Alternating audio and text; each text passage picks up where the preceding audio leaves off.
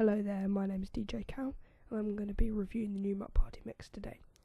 So, as you can see, it is quite bright. It has 3 built-in lights, which I'll talk about later.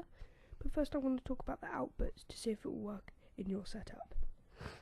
Right, so, as you can see on screen now, the Numark Party mix has 2 right and left RCA outputs, as you can see here, plugged in. And also on the front for queuing with your headphones, you have the headphone thing. You can change the configuration in the software settings, as you can see on screen now. And to help you queue, you have your deck queue loader, and parallel to that you have the scratch button, and there's the jog wheel or the platter. So now we're going to talk about the light effects / light show. As you can see here, here's the the simple light shows that the Numark Party mix offers. And here's the light still. As you can see on screen now, that is the button that operates the lights. Okay, so now we're going to talk about the EQ controls. The Numark Party mix has a 2-band EQ. It has a treble control knob, which controls your mid and high notes and frequencies. And then it has a bass knob which controls your lower frequencies, and it handles the low like subwoofer notes and frequencies. You also have a gain knob, which the gain kind of changes the decibels. That's kind of what the gain is used for as well. So next we're going to talk about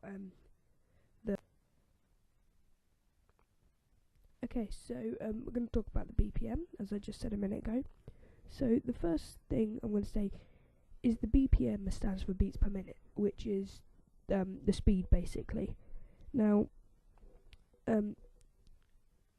it's beats per minute because the faster it goes, the more beats per minute it has and things like that. So it tells you on screen how many beats per minute there are in the song, or as you adjust it, it will increase or decrease depending on whether you're going faster or slower, and it will tell you that the top corner of the software on each deck.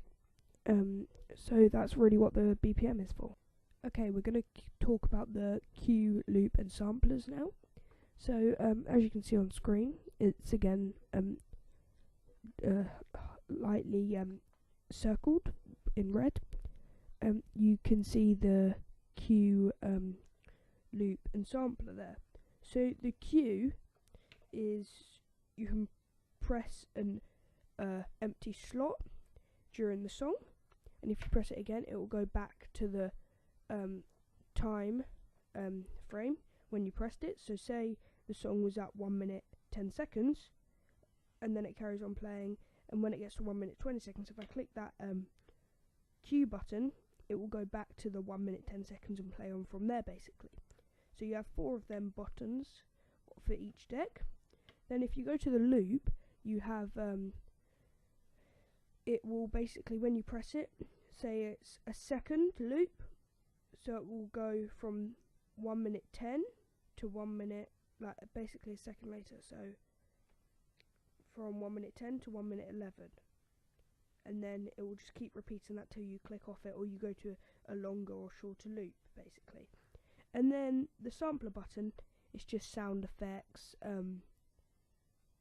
things like that basically. So it could be a few different sound effects. I'll insert one here now. And you can choose from the different sound effects, and yeah, basically I think there is a way of inserting your own. I haven't done that yet. Maybe something I'll do in the future, but I haven't done that quite as yet, so I'm not too sure how to do that. I'd have to look into it. But overall, quite a cool function there. Sorry.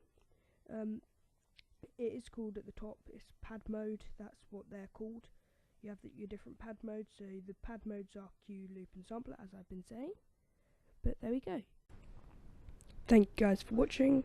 I hope you enjoyed the video, and I hope it was helpful. If you have any more questions, please email me or comment them down below, Also, please like and subscribe for weekly uploads on the weekend. My name's been DJ Cal, and I hope you enjoyed. See you next time. Au revoir.